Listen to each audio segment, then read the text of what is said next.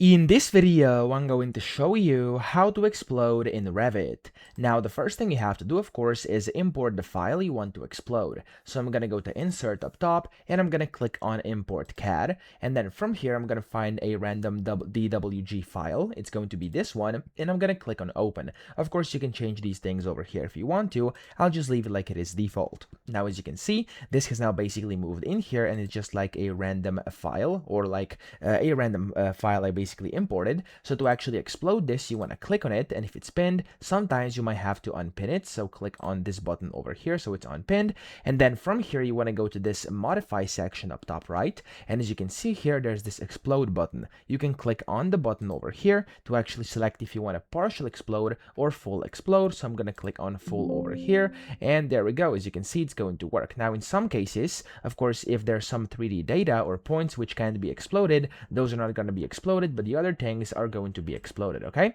so that's essentially how to do this. I hope this video helped you out. If it did, please subscribe to the channel and help me out as well.